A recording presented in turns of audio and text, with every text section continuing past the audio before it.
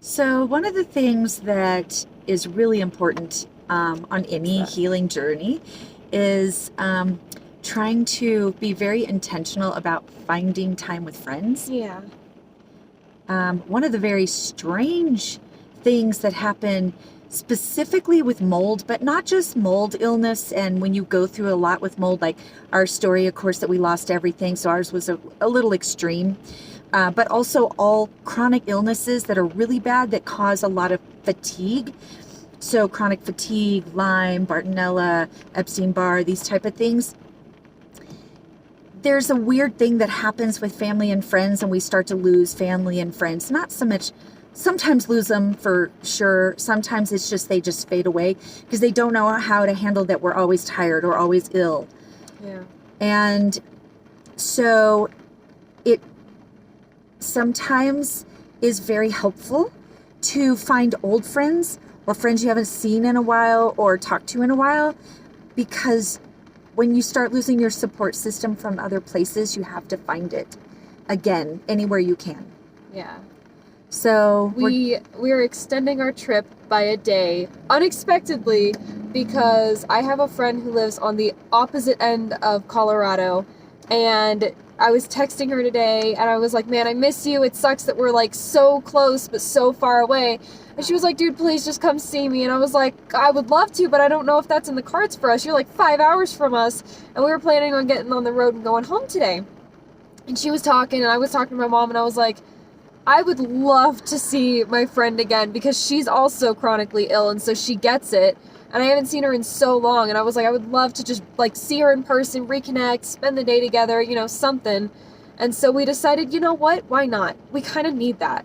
Yeah. So we're just going on out to the opposite end of Colorado to go see her, and I'm so excited because I need that. I need that kind of connection. I do have some friends still in my life, but it's not as many as I used to, and they're not as close as they used to be. So it's nice to be able to reconnect with an old friend who understands that side of it and just sit there and, have a good time and just forget that we are sick for a little bit, Yeah, it's important that's why I'm saying even go out of your way sometimes for that support, because that support kind of falls by the wayside when you are chronically ill, oftentimes. And part of the healing journey is to be very intentional about what you need for support. Yeah. And it's not just always physical things. Oftentimes a very big part of the healing process is the emotional support that we also need. Yeah. So we're gonna go making see her. it happen. Yeah. Because it's important. Very. Yeah. Yeah. It's more glad. of the, I guess, gentler side of healing that people don't sometimes focus on, because when you're in this and when you're chronically ill like this, every day is just take the meds, do the treatments, self-care, take a bath but not too hot if you have heat intolerance, whatever, stuff like that. Make sure I have good food. And that's so much of it that it consumes so much that even when you do have the energy to like go see friends or hang out with people, you can't because you have all this other stuff going on. Yeah. So it's nice and important to be able to sit back and say, you know what, I have a couple things taken care of today. I am going to go see a friend, and I'm going to go out of my way to see my friend because I need that side. I need that side too.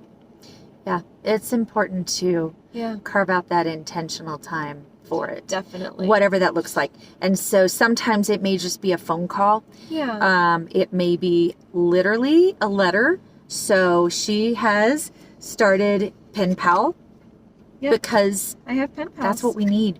We need other people and other human beings when we're trying to heal.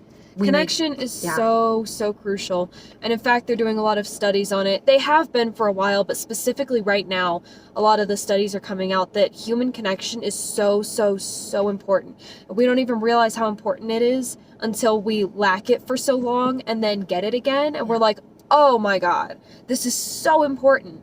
Yeah. And the thing about it is that people it helps us thrive. It does. And the thing that people don't really understand unless they're in it is when you get chronically ill, you don't have the time, like she was saying, to invest in your friendships anymore. And that's how sometimes it starts. Sometimes they think you're crazy because doctors and, are saying, oh, you're fine, you're normal, when you know you're not. We all know this who are chronically Right. ill. And sometimes it's literally that you just don't have the time or the energy to go do anything. So the few moments that we have enough spoons, as we say, Yeah. enough energy to go and do something, we go do it because Yeah. it's important. Exactly. So even if that means extending our vacation a whole nother day. Oh, and, darn. We have to spend another day in the mountains? Aw. Well, it Shucks. does mean rearranging some things in our schedule, but Worth it. So worth it. it's worth it. Yeah. Very so, much needed. Finding support wherever you can, whether it's a pen pal, someone you haven't seen in a long time, a phone call, Yeah. an email, or a text. It's really important. And so also for those who have friends and family that are chronically ill and healing, reach out to them, please. Yeah. And Yeah. reach out nicely. Don't say that you don't think that it's actually happening. Yeah. Even if you don't, just be there for them. Even if Yeah. you don't fully believe it or understand it, just say, hey, look, I don't get what you're going through, but that's okay. I'm here for you, and I love you, and I support you. Yep. That's all they need. That's all we need. That's it. People need people. Yep.